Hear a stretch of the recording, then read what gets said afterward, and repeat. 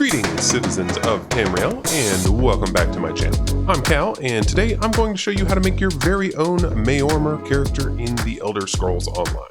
Much like Dwemer, goblins, and many others, the Sea Elves aren't actually a playable race in ESO. So we're going to get as close as we can with one of the playable races, and then use collectibles to enhance the look. I think our best options are the High Elves and the Dark Elves. But for me, the Dark Elf skin tones are just a little bit closer to how Sea Elves are depicted within ESO, so I'll be starting with a Dark Elf character. Now, unlike the Dwemer, we do have plenty of excellent examples of Maormer in-game, so we don't need to take too many creative liberties here. They are average to tall in height, they have pale skin with gray to green undertones, milky white eyes, and gray or black hair. This is good news for us, as there are excellent options when it comes to customizing a character that has this sort of washed out appearance. And there are a number of good outfit motifs that can give us the look of a Maormer pirate or sea witch. If you're starting with the Altmer, I might go a bit shorter, but as a Dunmer, I've gone towards the taller end with my height slider. The rest of the body sliders are less important here, as there doesn't seem to be anything that's particularly unique to the Sea Elves. For the face sliders, I think you're definitely going to want to stick with less colorful hair and eye colors. As for the hairstyles, you'll find Maormer with all kinds of styles in ESO, but I think something that's seaworthy makes the most sense.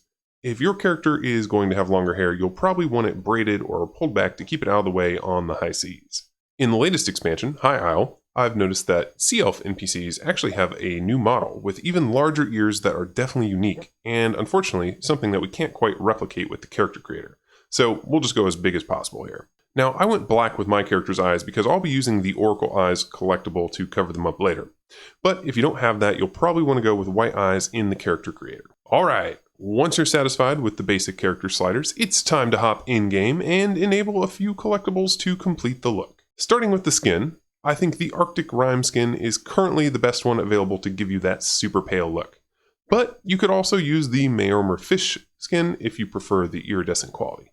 Next, be sure to turn on the Oracle Eyes facial hair collectible to get that Maormer eye look. I wish this was a head marking instead, so that we could still use some of the other facial hair collectibles on our Maormer characters, or maybe we could just get some legit Maormer eyes in the future. At this point, the look is almost finished, but if you have access to the Seafarer's Crowning trim, I think it does a good job of completing the look. There are also a number of nautical themed body markings that you can collect and enable if your outfit shows off a bit of skin. Speaking of the outfit, there is actually a Maormer style that works well. But for this character, I'm using mostly sea giant motifs, and I'm keeping the palette grayscale with a combination of gray and black dye. As for the build, I wanted to create a sea witch and make heavy use of ice magic.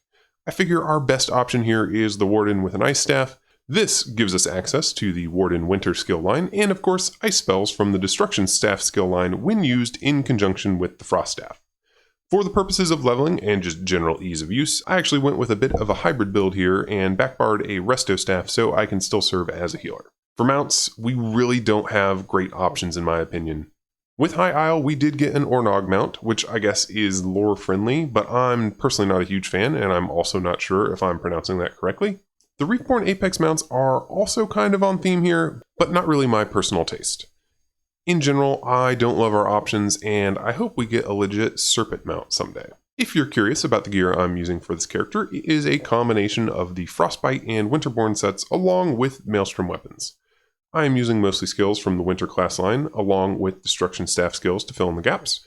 You're going to get plenty of good icy weather effect using this combination of Warden skills and the Ice Staff. Do be careful to avoid speccing into a taunt with the Ice Staff though, unless you do plan to play your character as a tank.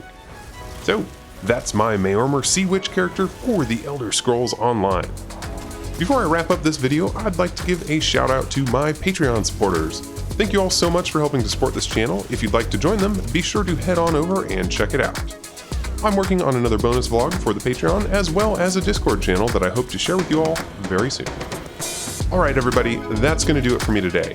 Thank you so much for watching, and I will see you again real soon. If you're new around here, this is actually my third video covering custom races in the Elder Scrolls Online. If Sea Elves aren't your thing, maybe the Dwemer are? Or Goblins? Check out those videos next.